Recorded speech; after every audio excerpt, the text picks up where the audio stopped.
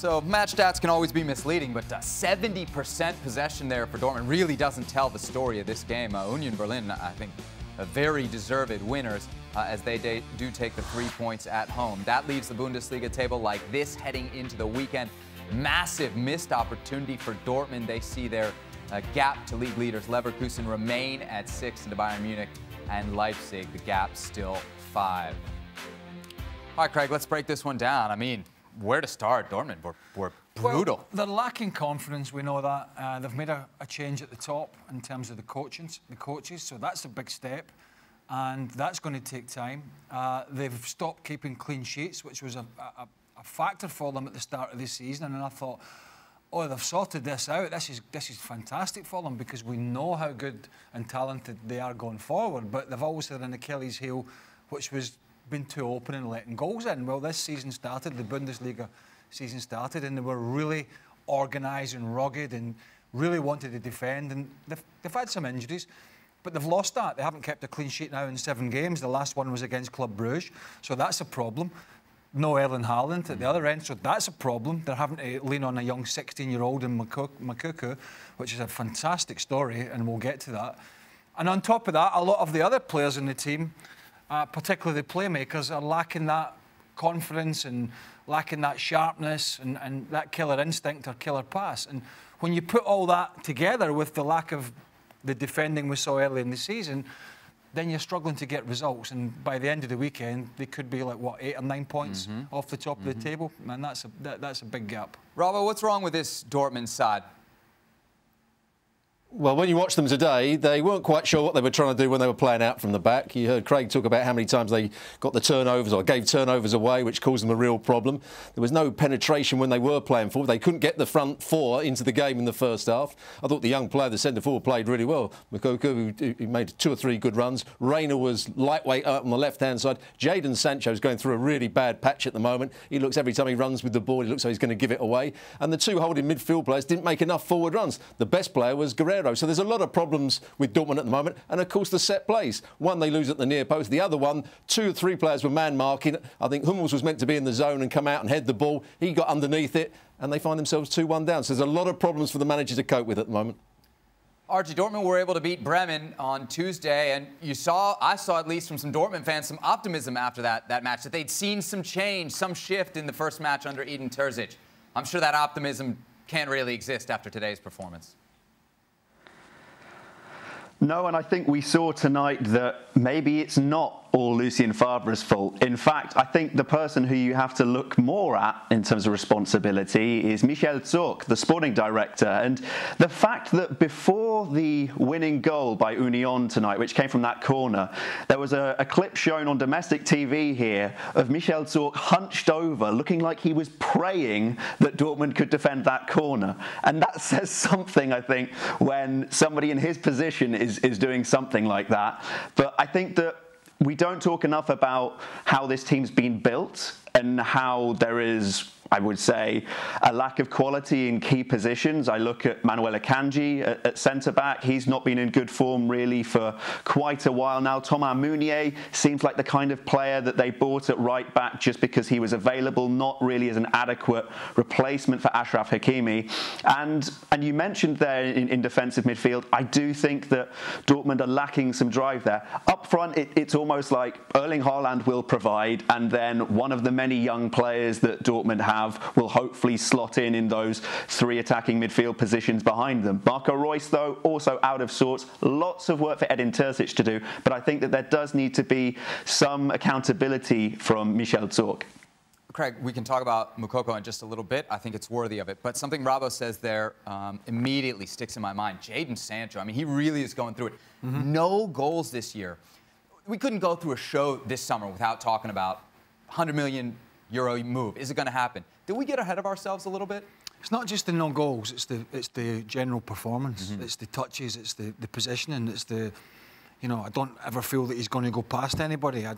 When the ball dropped at him in the box early in that first half, I didn't feel he was going to score. I don't think he thought he was going to score. It's kind of half-hearted. And you know, like when you've got a youngster like Reina on one side and out of sort Sancho on another, and a 16-year-old through the middle, as Archie said, you got to look at the people actually recruiting here and saying, am I giving these coaches enough? Because that's leaning on basically, I know Sancho's 20 now, that's leaning on teenagers, overly leaning on teenagers. I mean, Erling Haaland, who's injured, is hardly a veteran, is he? So, but Sancho, look,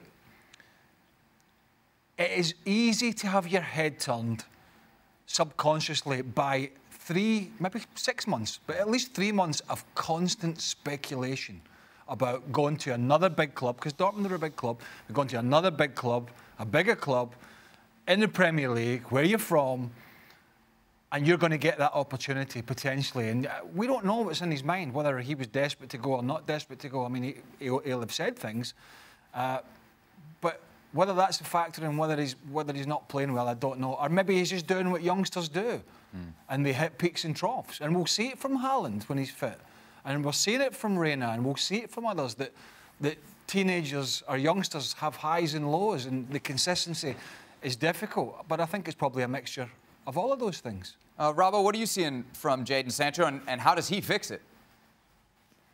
Jadon Sancho at the moment is a player that's completely lost his confidence, and any player will tell you when you've lost your confidence you don't see the picture of what's around you. And every time he received the ball today, I don't think he knew where the opposition was. He doesn't know where the next player was. He was playing balls, hopefully getting them into the right areas, and he didn't. They were intercepted. When he was running with the ball, he wasn't changing direction quickly as he does when he's at his very best. He's just got to keep playing. He's got to work hard in training. He's got to get that little bit of confidence, and once he has a couple of good games, I'm sure he'll go on and be a great player. But at the moment he's just not seeing the picture. His mind's all fuzzled, and he's just not playing well. Do you know, Robbo, I actually thought that staying at Dortmund was the correct thing for him to do, because he's going to get game time.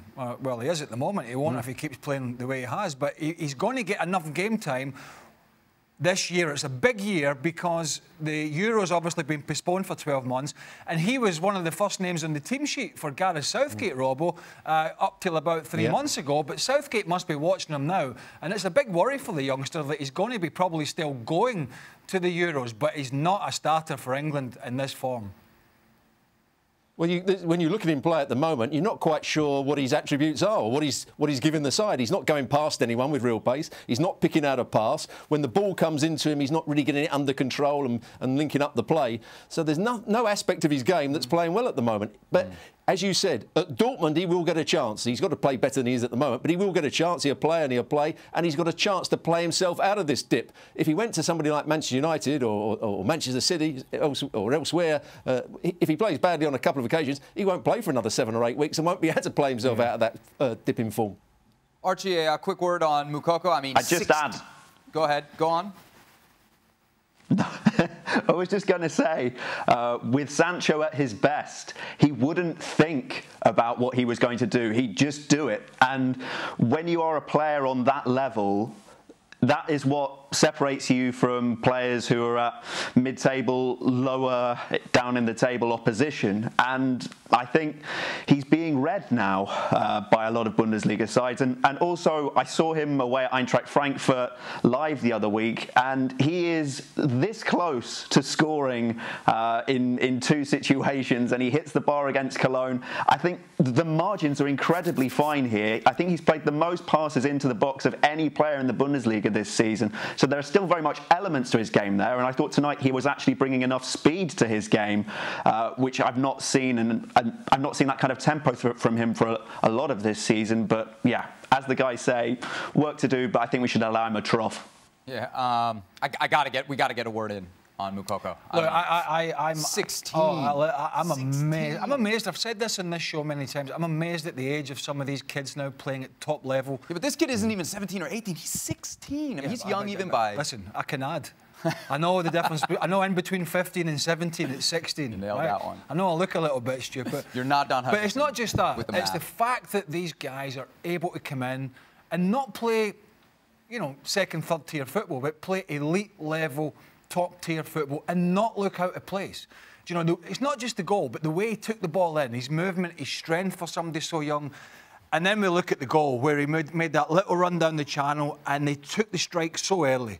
I mean, I think it's just an amazing achievement for a 16-year-old to be on the pitch at that level of football and performing like that. The only trouble is, he'll want to enjoy his goal, and he will, but he'd have wanted to enjoyed it with some sort of result.